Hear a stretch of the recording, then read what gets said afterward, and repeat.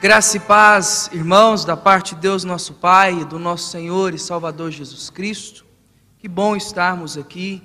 Todo o nosso culto culmina nesse exato momento.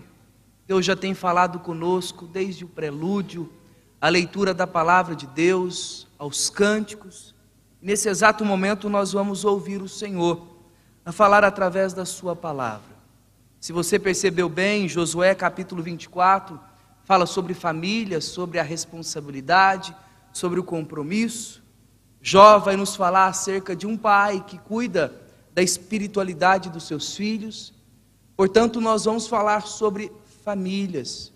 E aqui o meu intuito não é falar apenas de uma pessoa em si, mas é pegar o contexto a qual essa história está inserida e a gente possa extrair aplicações para a nossa vida familiar, para o nosso contexto familiar. Então quero convidar você a abrir a palavra de Deus em 1 Samuel, capítulo 1. Nós vamos ler do verso 1 ao verso 18, a fim de que a gente possa entender esse drama familiar e trazer algumas implicações e aplicações para a nossa vida.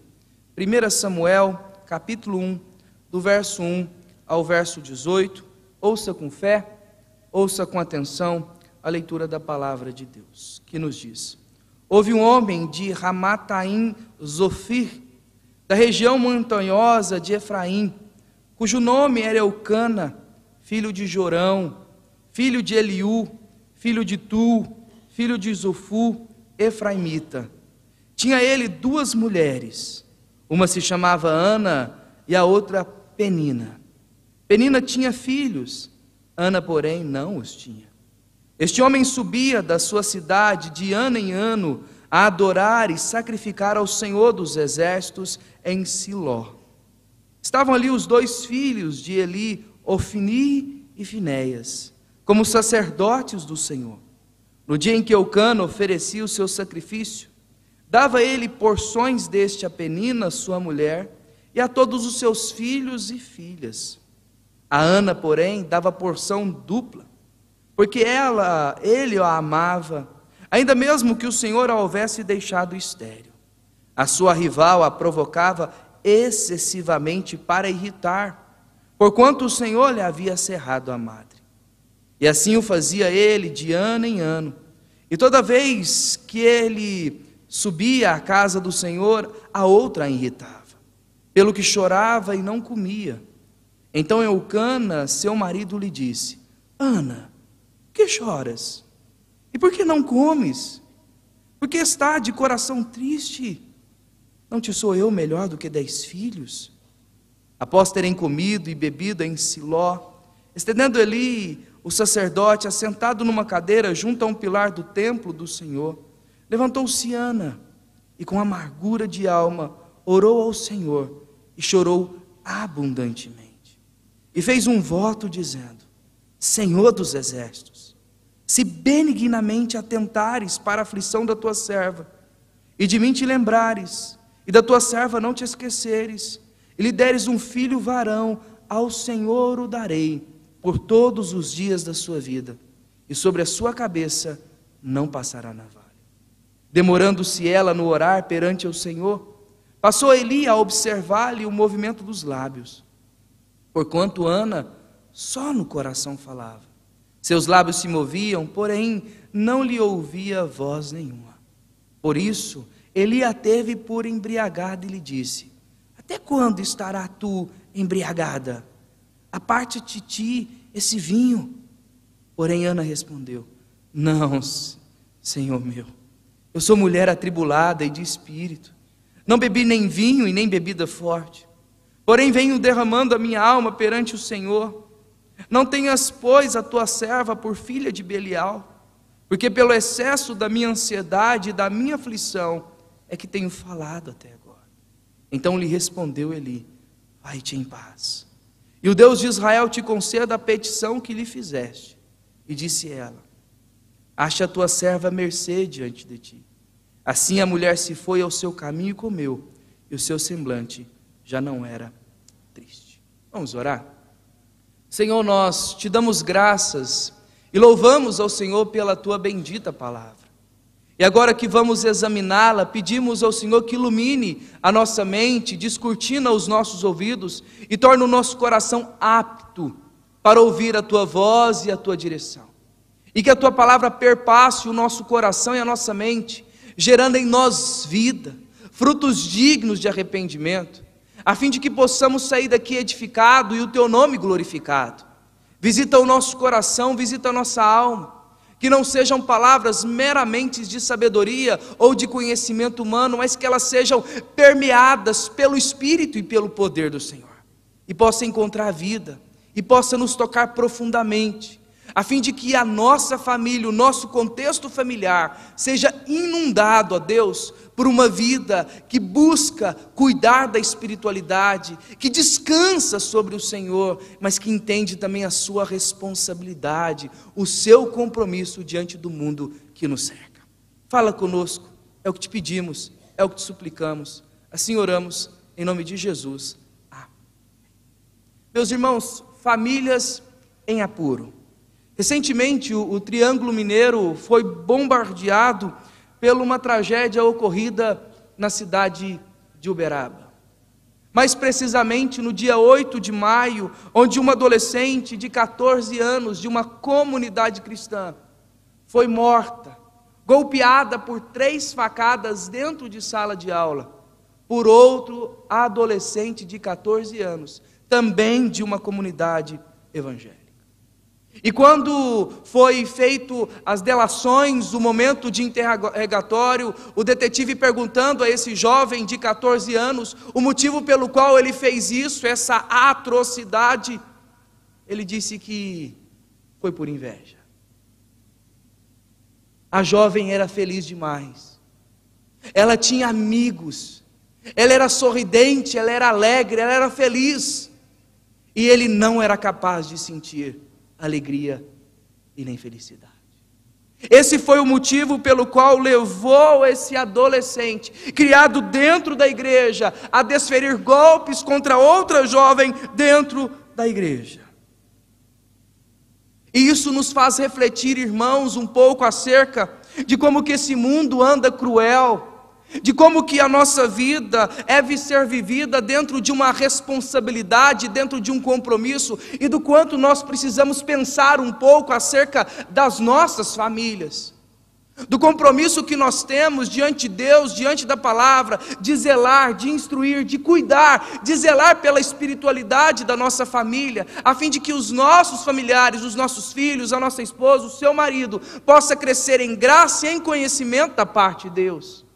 Situações como essa, meus irmãos, nos mostra a crueldade desse mundo, esse mundo quebrado, esse mundo manchado, esse mundo corrompido, esse mundo que carece da graça divina do Senhor.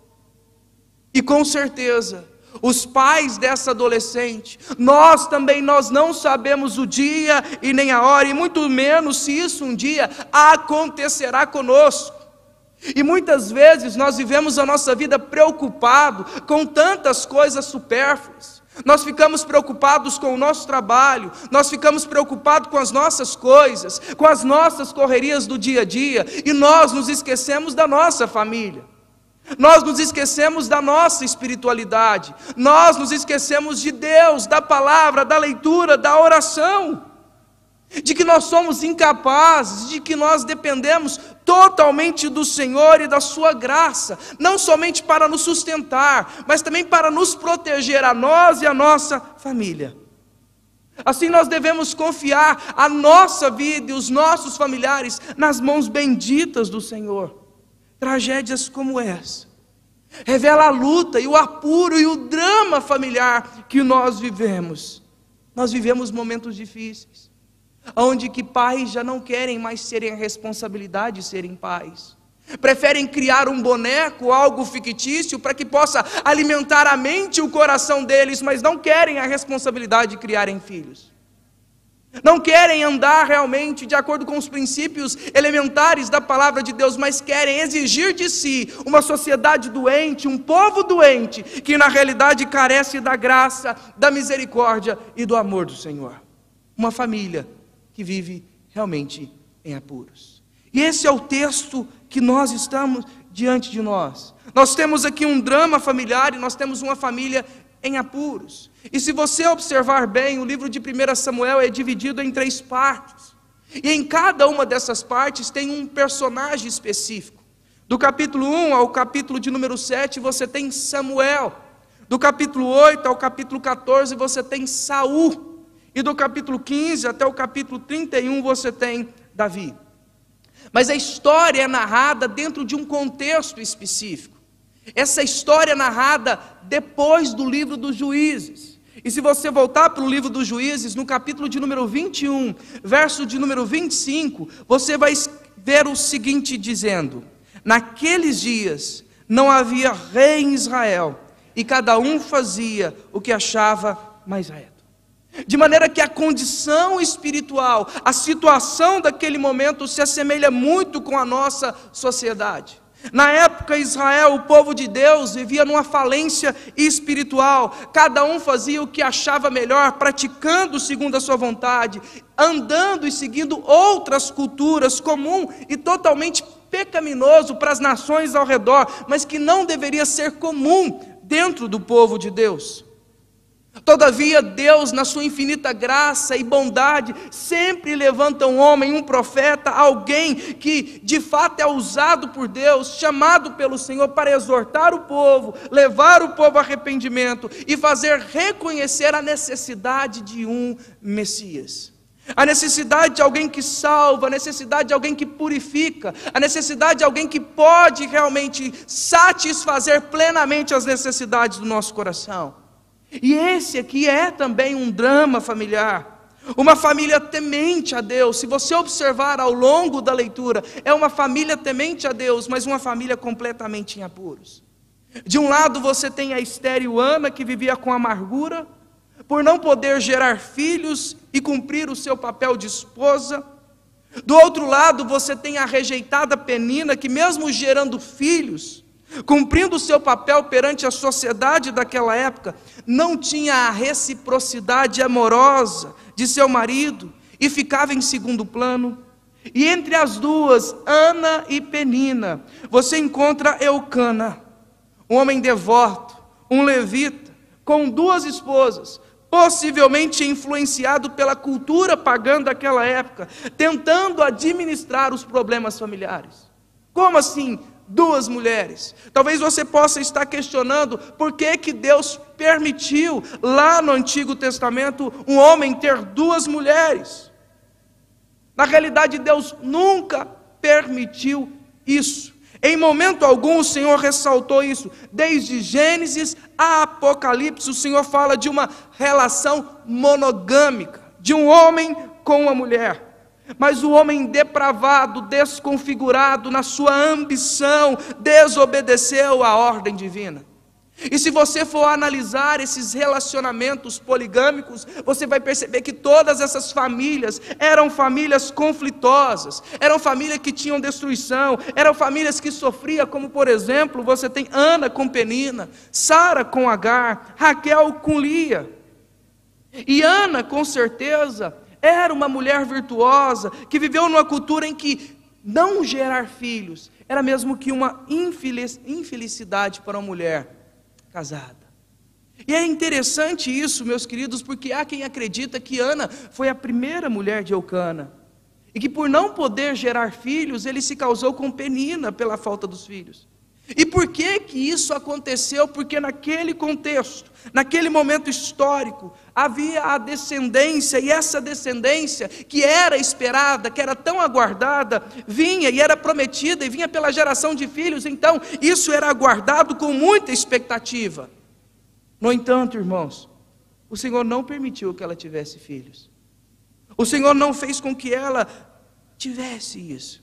E se você notar bem os detalhes do texto, no verso de número 2 vai dizer que Penina tinha vários filhos. Ela não tinha apenas um, ela tinha vários.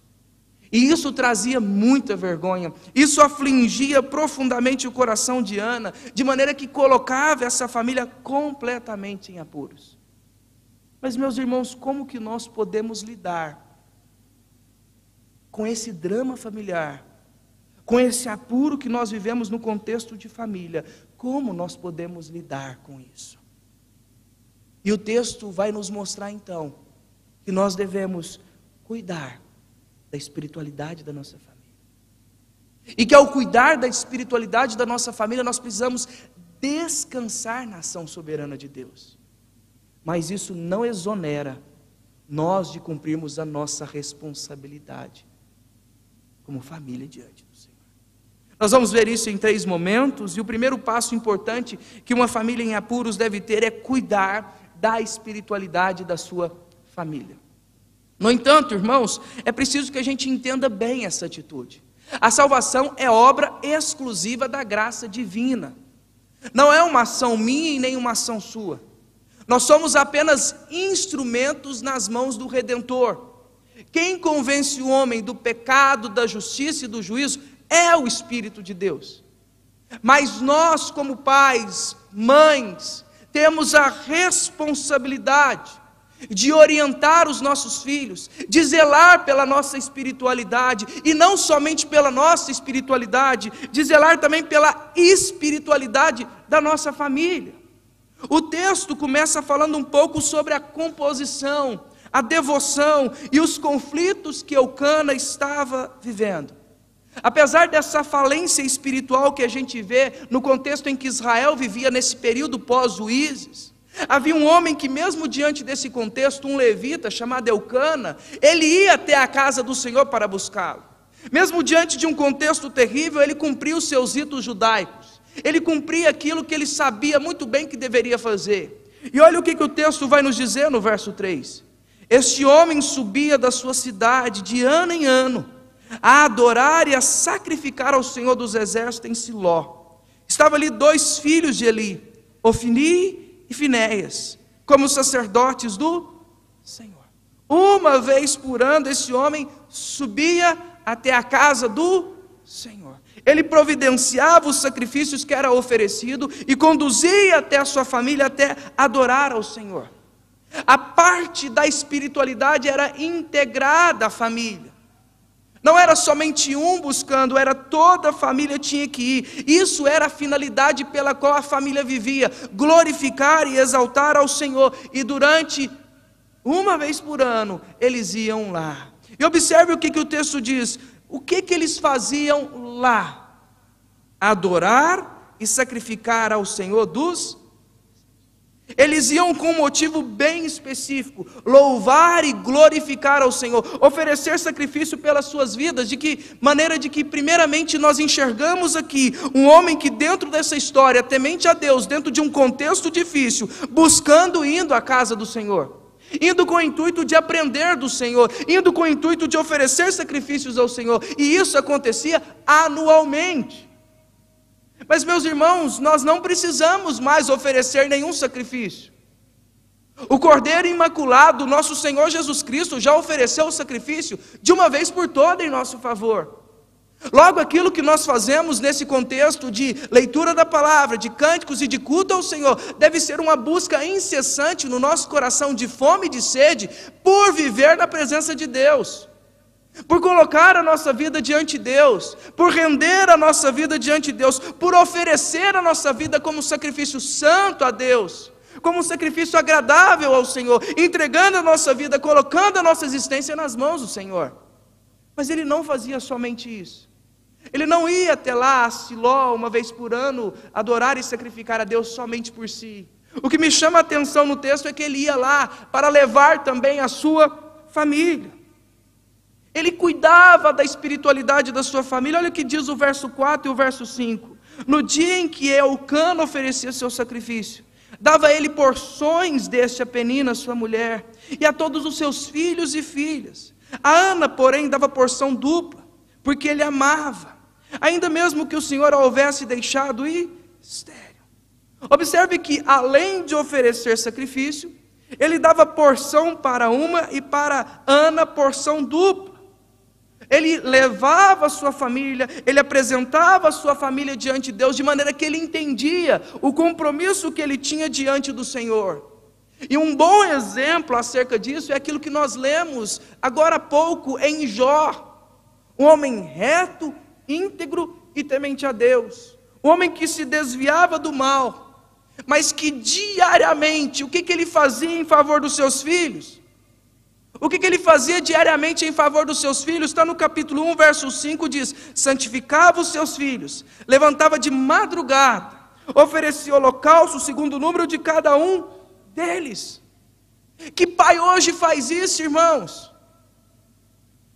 Nós temos a obrigação, quando nós trazemos os nossos filhos ao batismo, é nos questionado: você promete servir de testemunho, você promete cuidar da espiritualidade do seu filho, você promete orar com ele, ler a palavra com ele, ajudá-lo a desviar das maus companhias, trazê-lo à casa de Deus, para que no tempo certo ele possa decidir-se pelo Senhor.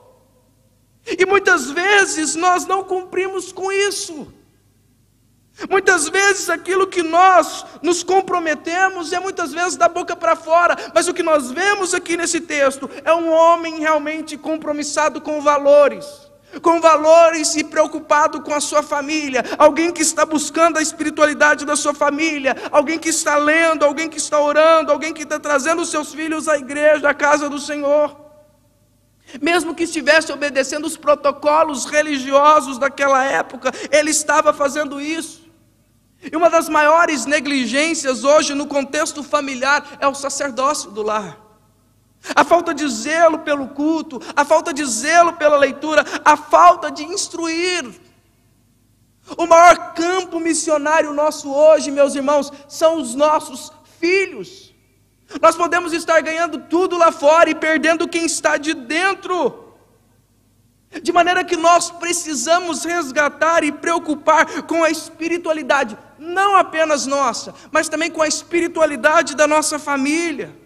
Devemos nos esforçar, irmãos, para virmos à casa de Deus, incentivarmos os nossos filhos a amar ao Senhor, incentivarmos os nossos filhos a lerem a palavra, a decorarem versículos, a saberem responder à fé diante dos dilemas, diante das circunstâncias, com a palavra de Deus, com as Escrituras, orando constantemente para a nossa família, servindo de testemunho, não só nos pequenos detalhes, mas também nos grandes detalhes, nos esforçar para que a palavra de Deus seja proclamada pelo testemunho, mas também pela fala, ao instruir e pastorear o coração dos nossos filhos, da nossa esposa e também do marido. Nós precisamos cuidar da espiritualidade da nossa família. Mas ao cuidar da espiritualidade da nossa família, meus irmãos, nós precisamos descansar na ação divina. Uma família não age pela emoção e nem pelo momento. Ela descansa na ação do nosso Deus. Todos os propósitos estão debaixo das mãos do Senhor. Ele decretou todas as coisas. Mas Ele usa meios, instrumentos. A salvação em Cristo, a palavra de Deus, a oração, toda essa situação que envolvia a família não tinha acontecido apenas como um mero acaso, ou como uma sorte do destino, nada que está fora do controle de Deus. E por que eu digo isso? Porque a esterilidade de Ana era uma ação da parte de Deus. Olha o que diz o verso 5, a Ana dava porção dupla, porque ele a amava, ainda mesmo que o Senhor a houvesse deixado estéril. Quem deixou Ana estéril? O Senhor. O próprio Senhor é quem deixou ela nesse estado. Inclusive o verso de número 6 vai enfatizar isso. Olha o que diz: a sua rival a provocava excessivamente para irritar, porquanto o Senhor havia cerrado a madre. Mais uma vez uma ênfase. E nesse sentido Deus é maléfico, por isso não. É uma ação da exclusiva vontade do Senhor. Isso nos faz lembrar daquilo que acontece em João capítulo 9, em que os discípulos diante de um homem cego dizem: Senhor, quem pecou? Ele ou seus pais? E o Senhor diz: nem ele e nem os seus pais, mas para que manifestasse a glória de Deus. Mal sabia Ana, meus queridos, que seu filho Samuel seria um grande homem de Deus. Ele seria o juiz responsável para terminar a libertação de Israel das mãos dos filisteus, iniciada por Sansão. Samuel também seria responsável pela instituição da monarquia. Seria ele o único a instituir, a ungir 2 reis, Saul e Davi. Certamente Deus seria glorificado na vida dele, certamente Deus seria exaltado. E tudo isso nada mais apontava para Cristo Jesus. Tudo isso apontava para o Senhor. E observe, irmãos, que em certos momentos da história, a gente percebe claramente Deus permitindo as coisas do jeito que são, diante das lutas que nós vivemos, para que Ele revele ainda mais a grandeza do seu poder, da sua majestade, e de maneira gloriosa, a gente se renda a Ele e glorifique o nome do Senhor. A gente percebe isso, por exemplo, Sara, Raquel e Rebeca eram estéreis e se tornaram mãe de filhos. Diante do Mar Vermelho, encurralado pelo exército de Faraó, perto da morte, o povo de Deus vê Deus agindo e destruindo todo o exército, passando a pés enxutos. O desafio então por Golias, meus irmãos, durante 40 dias, Deus dá vitória através de um jovem com a pedrinha, para mostrar a grandeza e a majestade de Deus. De maneira que na nossa família há momentos que nós não entendemos, e que muitas vezes nós questionamos, e não cabe nós a questionar, cabe nós a descansar e a confiar em Deus, na ação soberana de Deus. Porque nessa incapacidade de Eucana de suprir as necessidades da sua esposa, nós vemos aqui de maneira muito clara a ação da graça de Deus. Porque esse homem dava porções duplas a ela. Era uma forma de confortar, era uma forma de demonstrar amor. Algo que para Penina era notório. Então você olha para esse contexto e você percebe um homem rico, um homem piedoso, um homem romântico, um homem carinhoso. Contudo, havia pedras no meio do caminho. Ana era infeliz, amargurada de coração. Além disso, ela tinha uma pedra no meio do sapato. Penina, que inclusive a sua rival, provocava excessivamente, irritava. E isso gerava no coração de Ana angústia, a ponto de chorar e de deixar de comer. Está no verso de número 7. E vendo o seu semblante, seu marido inclusive a questiona. Olha o verso de número 8. Então Eucana, seu marido, lhe disse: Ana, que choras? Que não comes? Por que estás de coração triste? Não te sou eu melhor do que 10 filhos? Observe que a ação de Eucana é uma ação limitada. Ele não podia fazer nada mais para amenizar a dor de Ana. E o que você percebe aqui é um homem indignado, em certo sentido frustrado, porque está fazendo o que pode fazer para suprir as necessidades de sua esposa, de sua amada, mas ele é incapaz. Ele é incapaz disso. E meus irmãos, isso aqui não é tão distante de nós, porque existem famílias, por exemplo, que vivem essa situação. Mulheres que têm muita vontade de serem mães, desejam, mas não podem. De que oram, de que clamam, e que muitas das vezes abrem mão do seu casamento, inclusive algumas atentam até contra a própria vida. Mas o que nós vemos aqui é, diante dessa incapacidade, a ação soberana de Deus com maior fulgor. Porque quando nós não temos mais alternativas, muitos inclusive dizem: agora Deus é quem faz. Mas sempre foi Deus, irmãos. Sempre é Ele que tem que estar em primeiro lugar. É claro que Ana ficava angustiada por não ter filhos, se sentia pior ainda quando Penina irritava. E é claro que Eucana se sentia frustrado por ser incapaz de produzir alegria ao coração da sua esposa, e inclusive isso gerava amargura no coração dela. Mas isso não quer dizer que Deus não estava no controle. Isso não quer dizer que Deus não estava conduzindo. Nem sempre é fácil, irmãos. Mas Deus nos humilha, Deus nos quebra, a fim de nos mostrar a grandeza do poder dEle, a fim de que a nossa família esteja realmente nas mãos do Senhor. E a melhor alternativa que nós temos é descansar sobre as mãos do Senhor. é confiar nele, é esperançar nele, é entregar a nossa família, o nosso ser, os nossos entes queridos nas mãos do Senhor. No entanto, irmãos, o terceiro passo que nós vemos, isso não exonera a gente de entender a nossa responsabilidade.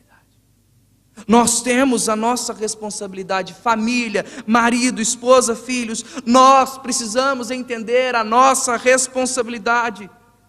Porque anualmente ele subia para adorar e oferecer sacrifício ao Senhor no templo. No entanto, observa que aquele dia não era mais um dia, não era qualquer dia, era um dia diferente. Depois deles comerem e terem bebido, olha o que o texto diz, verso 10 e o verso 11. Levantou-se Ana e com amargura de alma orou ao Senhor, e chorou abundantemente, e fez um voto dizendo: Senhor dos exércitos, se benignamente atentares para a aflição da tua serva, e de mim te lembrares, e da tua serva não te esqueceres, e lhe deres um filho varão, ao Senhor o darei por todos os dias da sua vida, e sobre a sua cabeça não passará navalha. Meus irmãos, num determinado momento, Ana encara a sua dor, Ana encara a sua amargura, com uma visão totalmente diferente. Ela pega a sua angústia, ela pega o seu choro, ela pega aquela dor, e ela direciona para o lugar correto, ela leva para alguém que deve, e que pode, e que é capaz de cuidar. Mães, ao compreender, ao perceber a rebeldia dos seus filhos, você tem que fazer isso, pegá-la e colocá-la no lugar certo, depositar aos pés do Senhor. Maridos, vocês têm que fazer isso, colocar aos pés do Senhor. Ao invés de jogarmos na cara, ao invés de criticarmos e de julgarmos, ao invés de abandonar a família, temos que lembrar do nosso compromisso, mas pegar a nossa dor e lançar para o lugar correto, colocar diante dos pés do Senhor. Não transfira a sua angústia, sua mágoa, sua tristeza a quem te ama, a quem está do seu lado, porque na maioria das vezes nós fazemos isso com quem nós mais amamos. Na maioria das vezes nós fazemos com aquele ou com aquela que está do nosso lado. E Ana, meus irmãos, é a única mulher que foi até o templo e que fez um voto ao Senhor, que se comprometeu em fazer, e inclusive, de acordo com a tradição da época, esse voto poderia ser anulado pelo seu esposo, caso Eucana não concordasse. A grande diferença entre Ana e as matriarcas que nós vemos aqui foi que ela levou os seus problemas em oração a Deus. Foi que ela levou a sua dor debaixo da ação soberana de Deus, a fim de que Deus respondesse da maneira como Ele quisesse. De maneira que a oração faz parte desse processo, é esse meio que Deus nos capacita, é um dos meios de graças, para que nós possamos chegar diante de Deus, para que possamos derramar a nossa alma, derramar o nosso coração, falarmos com Ele, sermos ouvidos por Ele, e saber que além de tudo, diante de tudo que nós podemos viver, Deus está cuidando de tudo.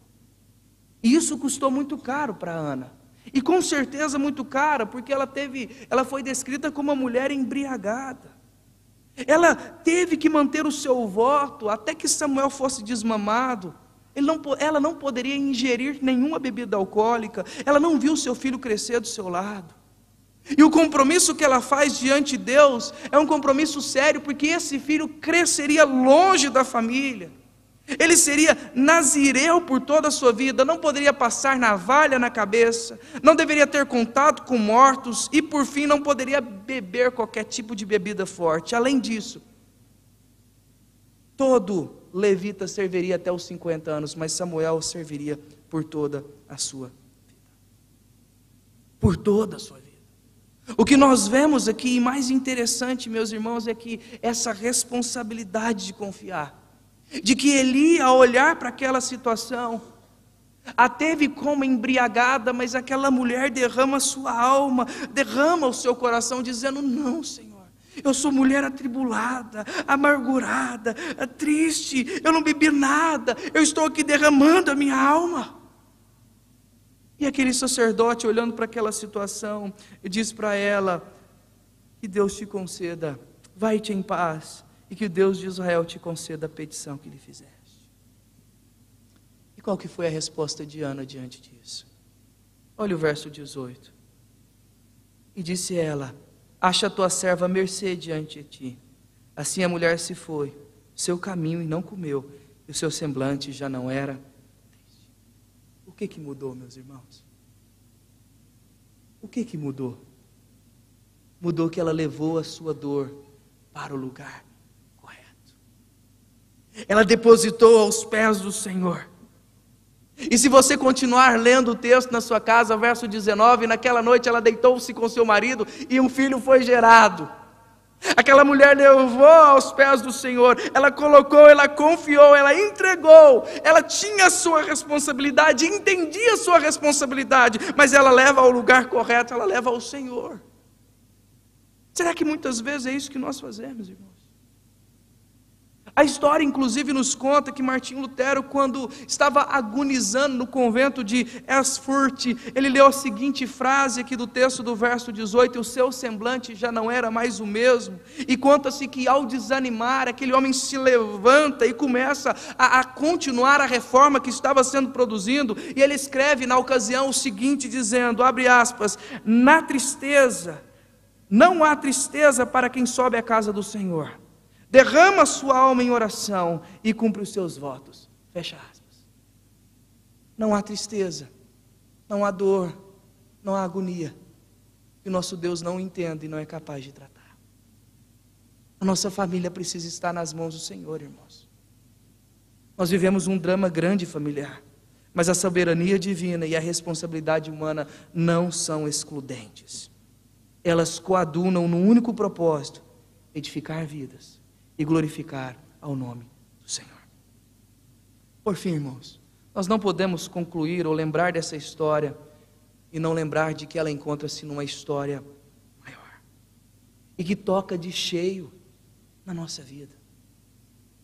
De que Samuel, embora sendo um instrumento nas mãos do Senhor, alguém que tinha 2 dos ofícios de Cristo, ele era sacerdote, ele era profeta, ele era apenas um instrumento usado nas mãos do Senhor, e que apontava para alguém muito maior do que ele, para alguém que realmente abriu mão em prol de uma grande família, abriu mão em prol de um drama familiar que nós vivemos, abriu mão para resgatar a nossa vida, e para que eu e você pudéssemos ter uma espiritualidade sadia, pudéssemos ser reconciliados com Deus, e pudéssemos descansar no sacrifício puro e perfeito dele, mas também nos chama a responsabilidade de sairmos ao mundo, de pregarmos o Evangelho, de falarmos da cruz de Cristo, de sermos exemplos e modelos para os nossos familiares, de falarmos do poder dele, de colocarmos o nosso coração diante dele, de rasgarmos a nossa alma diante dele, e de descansarmos de que ele está refazendo esse mundo, de que ele está conduzindo esse mundo, e de que em breve vai voltar, e nós, como povo eleito dele, chamado e remido, seremos resgatados, amados, e junto com essa família da fé, juntos estaremos adorando e exaltando ao Senhor. Assim, irmãos, eu quero deixar para vocês pelo menos 3 aplicações bem práticas. Primeiro, no conflito familiar, volte-se para o Senhor. Nas dificuldades, não deixe a espiritualidade da sua família em segundo plano. Lembre-se, a sua família é o seu campo missionário. A sua família, ela tem que ser edificada. A sua família tem que estar envolvida. Leia a Bíblia, ore com eles, gaste tempo, ouça, aconselhe, aponte para Cristo. Seja você mesmo modelo para o rebanho, sacrifício vivo, santo e agradável ao Senhor. Na crise, no drama, cuide da sua família, volte-se para o Senhor. Nos conflitos familiares, irmãos, em segundo, direcione a sua angústia ao Senhor. Ao invés de descontar no outro, na esposa, no esposo, a sua aflição, a sua angústia, a sua frustração, a sua raiva com aquele dia de trabalho, coloque tudo nas mãos do Senhor. Deixe Ele carregar. Troque de fardo com Jesus. Ele nos chama: olha, vinde a mim, vocês que estão cansados e sobrecarregados, e eu vos aliviarei. Tomai sobre vós o meu jugo e aprenda de mim, porque eu sou manso e humilde de coração, e acharei descanso para a vossa alma, porque meu jugo é suave e meu fardo é leve. Troque de fardo, lance sobre ele a carga e pegue a responsabilidade. Saia com os ombros mais leves e tranquilos. Porque tem coisas que somente ele pode fazer, irmãos. Saia daqui com o coração tranquilo e aliviado. Ame a sua família. Os conflitos familiares, meus irmãos, cumpra também a sua responsabilidade. E qual que é a minha e a sua responsabilidade? Qual que é, irmãos? Considerar os outros em mais honra do que nós. Colocando em prática o amor, o perdão, o domínio próprio, a sabedoria, a palavra de Deus, e como instrumentos nas mãos do Senhor, apenas reverberando os frutos do Espírito que está em nós, mas lançando para fora aquilo que o Senhor já tem feito em nós. Por fim, irmãos, lembra do relato da triste, horrível, da jovem de 14 anos? Eu quero deixar aqui o relato do pai, em uma das entrevistas, e olha o que ele disse. Abre aspas. Nossa amada filha serviu sua vida em Cristo, serviu ao Senhor até os últimos dias. Nossa menina desfruta da presença de Deus agora. Cremos na promessa do reencontro na vida eterna e no consolo do Espírito Santo. Cremos num Deus soberano cujos planos jamais podem ser frustrados. Não cabe a nós questionarmos os porquês. Não é o nosso coração raivoso ou revolta. A dor é dilacerante, mas o amor de Cristo nos conforta. Fecha aspas. Era um homem que cuidou da espiritualidade, de um homem que descansou na soberania divina, de um homem responsável, que cuidava da sua família.